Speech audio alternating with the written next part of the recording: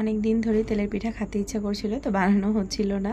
তো আজকে খালারা আসছিল, বললাম খালাকে যে খালা একটু তেলের পিঠাগুলো বানিয়ে দেন। হ্যালো এভরিওয়ান, আসসালামু আলাইকুম।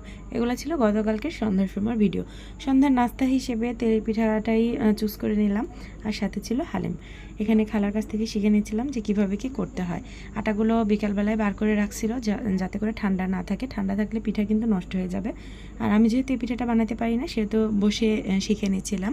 আর এদিকে হালিম রান্না করার জন্য হালিম মিক্সগুলো রেডি করে নিচ্ছিলাম, গরম পানি দিয়ে দিয়েছিলাম। হালিম মিক্সগুলোকে এখন ভালোভাবে গরম পানির মধ্যে দিয়ে নাড়াচাড়া দিতে থাকবো যাতে দলা পেকে না যায়।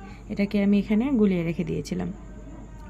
আর পিঠাটা যেহেতু আমি বানাইতে পারি না, পুরো পিঠাটা খালার কাছে বসে আমি শিখে নিয়েছিলাম। খালা কীভাবে কী করলো দেখে নিয়েছিলাম। আর পিঠাটা দেখেন চুলার মধ্যে দিচ্ছিল, পিঠাটা কেন জানি হচ্ছিল না, কী কারণে যে হচ্ছিল না সেটা বুঝতে পারছিলাম না। বেশ কয়েকটা পিঠা কিন্তু ওভাবে নষ্ট হয়ে গিয়েছিলো। আর এদিকে পেঁয়াজগুলো আমি ভালোভাবে বেরেস্তা করে নিয়েছিলাম। আর এদিকে কিন্তু হালিম মিক্সটা গোলানো হয়ে গিয়েছিলো, এখানে রেখে দিয়েছিলাম। গরুর মাংসগুলো আমি ধুয়ে রেডি করে নিলাম। আর আজকে হালিমটা রান্না করবে কিন্তু একজন স্পেশাল মানুষ, আর এগুলো কেটে দিয়েছিল আমার শাশুড়ি মা। কে সেই স্পেশাল মানুষ ভিডিওটি দেখতেই থাকুন। আর এই যে এখানে রান্না করছিল, কি কি দিয়েছিল আমাকে কিন্তু দেখায়নি যে কি মশলা দিল। দেখলাম যে শুধু রেডিমিক্স মশলাটা দিল হালিমের রাঁধুনির, আর কি দিল এটা কিন্তু আমাকে দেখায়নি। আর এই যে তেলের পিঠাগুলো হচ্ছিল আজকে, কেন জানি তেলের পিঠাগুলো ভালো হচ্ছিলই না।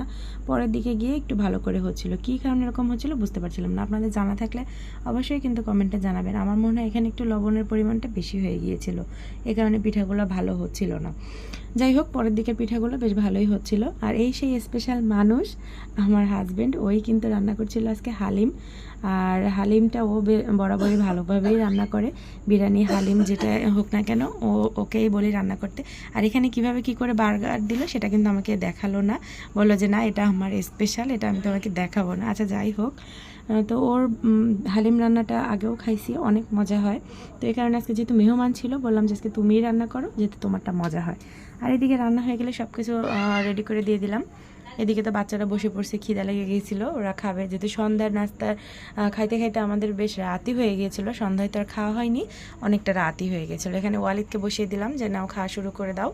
আর ও দেখেন না খেয়ে একটু একটু করে খালি শশা নিচ্ছে আর ধনিয়া পাতা নিচ্ছে। এই ছিল আজকের ভিডিওটি ভালো লাগলে লাইক কমেন্ট শেয়ার করবেন। আল্লাহ হাফেজ।